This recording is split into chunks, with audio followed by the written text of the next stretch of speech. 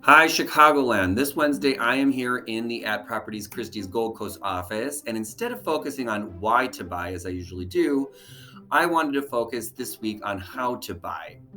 Well, not literally how to buy, but rather on tips on how best to go about the buying process, especially during a market where inflation is affecting both renters and buyers alike.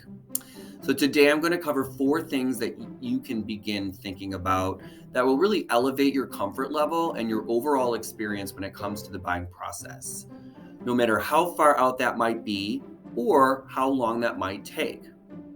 Now, that brings us to tip number one. Quickly check to see what your buying potential is. There are already many great tools online that you can use to find really and help organize your income, other assets, and your costs. So, those things including loans, things you might be paying on. But you can also ask to sit down with a lender, let's call it pre-approval, or a broker can also help you with this.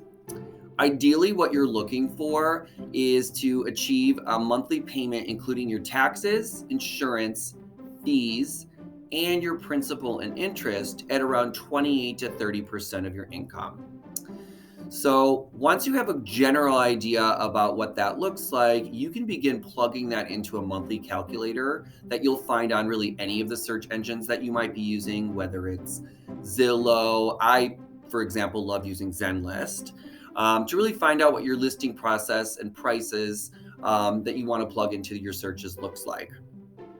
Now, to follow tip number one, that brings me to another tip, which is tip number two: compare that buying potential number to your current living expenses, whether it's rent or a current mortgage. Now, while realtors will often say that it is less expensive to own a property than it is to rent these days, that isn't necessarily always true. There's much, hidden costs you want to think about.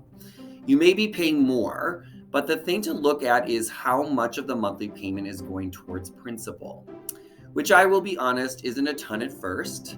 But if you are prepared to reside in a property for, let's say, 3 to 5 years minimum, you will begin to start seeing that principal number in your monthly payments increase over time. They call it amortization. Now, speaking of time, my third tip to you is consider to start your search well in advance of your lease renewal deadline.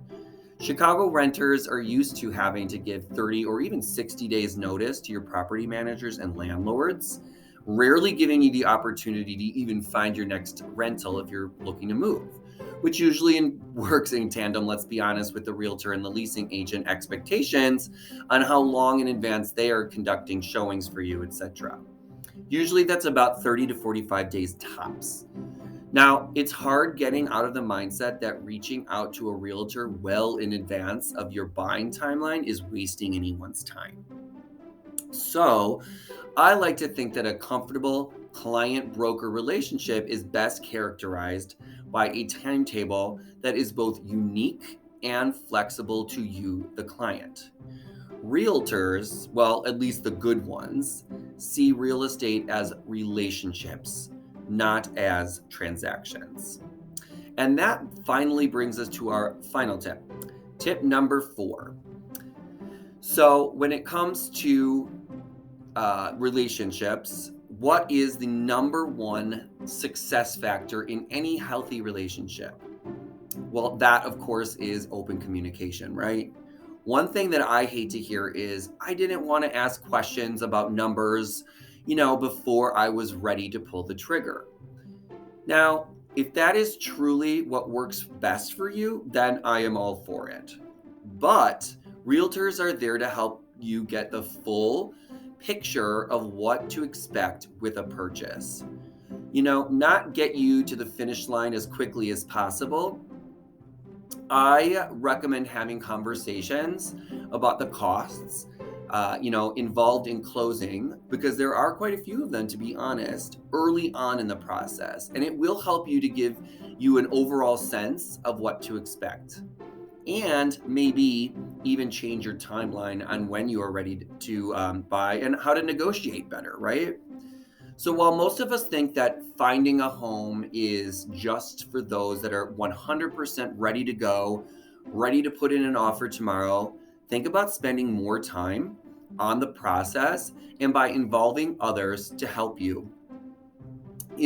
Check on your buying potential, compare it to your living costs today. Start your search with enough time to allow you to get acquainted with your market and start talking about costs early on with the professionals. What really matters is that you feel confident, informed, and comfortable throughout the search and closing process. And to do that, contact for me, to find you tools that help you calculate your buyer potential. Oh, and as always, make it a great day, Chicago. Until next time.